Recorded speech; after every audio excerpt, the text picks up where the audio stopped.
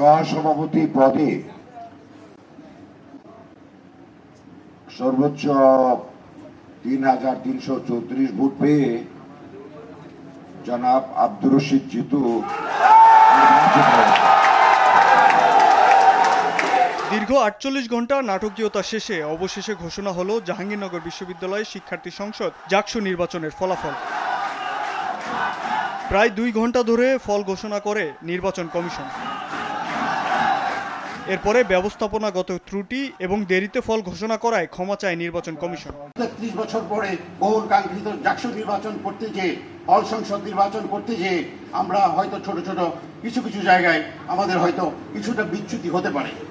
সেইটুকু আমরা সকলকে একটি বড় অর্জন করতে গেলে অনেক ছোট অর্জনকে আমরা কিছুটা অবলোক করে থাকতে পারি। সেজন্য যদি কোনো ভুল হয়ে থাকে নির্বাচন কমিশনের পক্ষ থেকে আপনাদের কাছে আমরা ক্ষমা চেয়ে নিচ্ছি। আজকে বিভিন্ন হলে রিটার্নিং কর্মকর্তা হল সংসদ নির্বাচনে বিজয়ী প্রার্থীদের নাম ঘোষণা করেন। উচ্ছ্বাসের সঙ্গে সেই ফলাফল গ্রহণ করেন ২১টি হলের শিক্ষার্থীরা। আসে সেই মহেন্দ্রক্ষণ, জাকসু কেন্দ্রীয় সংসদের ফল ঘোষণা করে প্রধান নির্বাচন কমিশনার। ভিপি এবং জিএস পদে বিজয়ীদের নাম ঘোষণার পর সিনেট ভবনে উল্লাসে ফেটে পড়েন শিক্ষার্থীরা। ভিপি পদে নির্বাচিত স্বতন্ত্র শিক্ষার্থী সম্মেলন প্যানেলের আব্দুর রশিদ জিতু এবং জিএস পদে জয়ী ছাত্র শিবির সমর্থিত প্যানেলের মাজারুল ইসলাম একে অপরকে জড়িয়ে ধরে শুভেচ্ছা বিনিময় করেন। ভিপি সহ ৩ পদে স্বতন্ত্র, ২টি পদে বৈষম্য বিরোধী সমন্বিত শিক্ষার্থী সংসদ এবং জিএস এজিএস সহ ২০টি পদে শিবির সমর্থিত প্যানেলের প্রার্থীরা জয়লাভ করেন।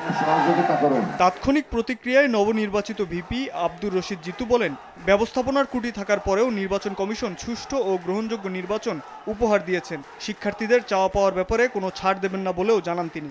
জাহাঙ্গীরনগর বিশ্ববিদ্যালয়ের শিক্ষার্থীরা যে সকল অধিকারগুলো থেকে দীর্ঘদিন বঞ্চিত ছিল, আমাদের প্রথম কাজ থাকবে জাহাঙ্গীরনগর বিশ্ববিদ্যালয়ের শিক্ষার্থীদের সে সকল অধিকারগুলো কি বাস্তবায়িত করা। আমাদের একটি প্রথম কাজ থাকবে এই জাহাঙ্গীরনগর বিশ্ববিদ্যালয় থেকে সকল প্রকার দলীয় যে লেজিসলেটিভ রাজনীতির চর্চা সেটি বন্ধ করবে ইনশাআল্লাহ। এদিকে নতুন জিএস মাজারুল ইসলাম বলেন, শিবিরের বিপক্ষে ঘৃণার চর্চা হয়েছে, অথচ কাজের মাধ্যমে মন জয় করে নিয়েছে শিবির। শিক্ষার্থীদের ভোটকে আমানত উল্লেখ করে তা রক্ষার কাজ করার প্রতিশ্রুতি দেন তিনি। এটিকে আমরা আমানত হিসেবে নিচ্ছি। আমরা এই আমানত রক্ষা করার জন্য বদ্ধপরিকর থাকতে চাই এবং আমরা সেই আমানতের পরিপূর্ণ বাস্তবায়নের দ্বারা পরবর্তী জাকসুর দ্রুততম সময়ের মধ্যে আয়োজন করতে চাই।